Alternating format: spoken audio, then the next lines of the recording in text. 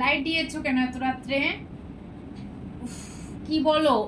ওই যে পয়লা বৈশাখের জন্য জামা কিনেছিলাম না, ওইটা কোথায়?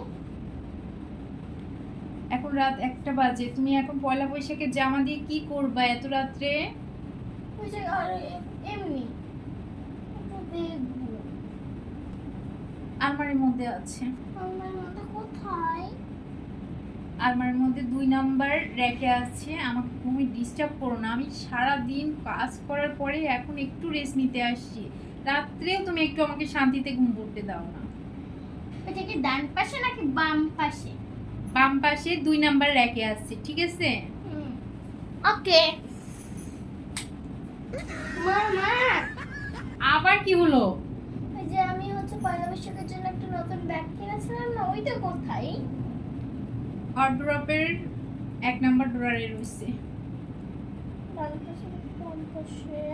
ওয়ারড্রপ কয়টা? ওয়ারড্রপ একটাই মানে 3টা ড্রয়ার, তার থেকে 1 নাম্বার ড্রয়ারে। তুমি বুঝো না বাম পাশ আর ডান পাশ কি? উফ, এত বিরক্ত করে। আর তুমি এত রাত্রে ব্যাগ নিয়ে গিয়ে কই যাবা? কোথাও যাবো না, দেখবো। খুব খালি ঘুমে ডিস্টার্ব করে। যাও, লাইট অফ করো।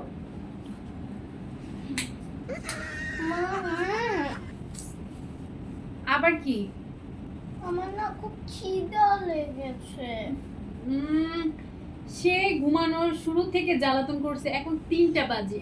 3টার সময় কার খিদা লাগে? খিদা লাগছে, রান্নাঘরে তো বিস্কিট আছে, মুড়ি আছে, তারপর ফ্রিজে চকলেট আছে, খাবার আছে, এইগুলো খাইলেই তো হয়ে যায়। আমার কেন এত ডিস্টার্ব করো? আমি খুবই টায়ার্ড। মা, আমার তো পান্তা ভাত আর ইলিশ মাছ খেতে ইচ্ছে করছে। এখন 3টার সময় কেউ পান্তা ভাত আর ইলিশ মাছ খায়? পয়লা বৈশাখ তো কালকে, এখন তো রাত 3টা বাজে।